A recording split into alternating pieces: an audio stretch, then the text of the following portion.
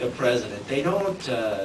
Now and then you see something critical in a speech or something like that, and the temptation is to respond to it in some way, but you just kind of leave it behind. You develop kind of a thick skin,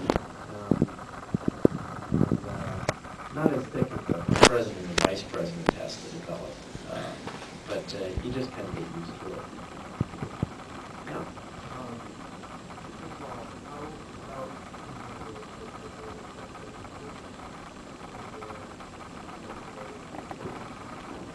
Well, they're both very heavily involved in the president.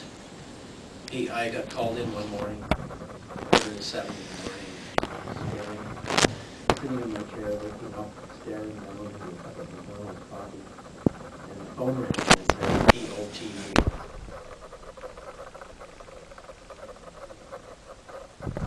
It's always a surprise to get a call like that. First thing you think is, how do I look?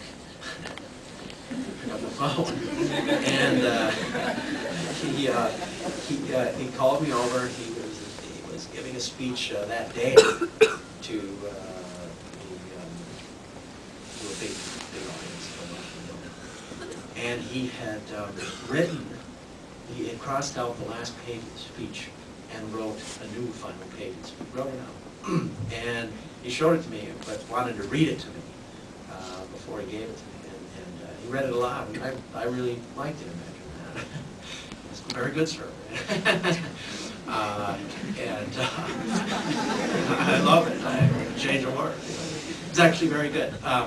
And just plugged it into the speech.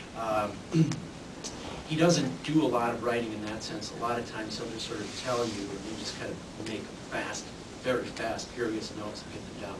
Same thing with the vice president. He'll sort of read it and give you sort of impressionistic comments. But at times, like the one I described, other times the vice president has written out a whole section, and I'll get it from him. My first boss was Dan Quayle, vice president in the early 90s, and he was a writer.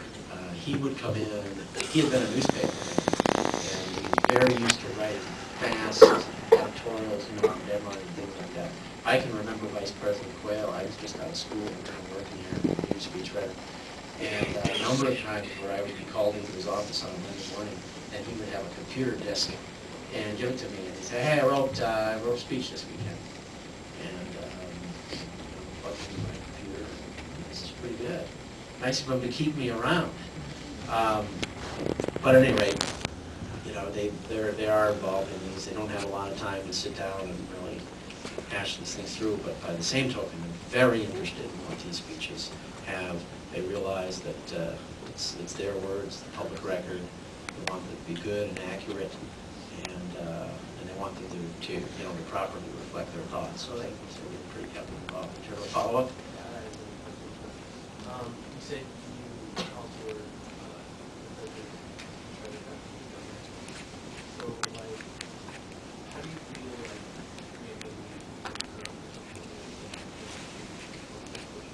Yeah. It doesn't bother me a lot. The question is about Bushisms or whatever you want to call them, and it doesn't bother me much because I think, some of them are phony. I've seen some of them on the internet that are just phony. But I think, when people poke fun at him for his, for malaprops and things like that, I think it's largely affectionate. In America, we sort of kid our presidents, and it's a way of showing, that we like them, and we realize they don't take themselves too seriously. The president yesterday was at the American Legion and was talking about a program the Legion is sponsoring that is an educational program that doesn't involve, it's different than an educational program involving classrooms and textbooks. The president said, "That's my kind of program."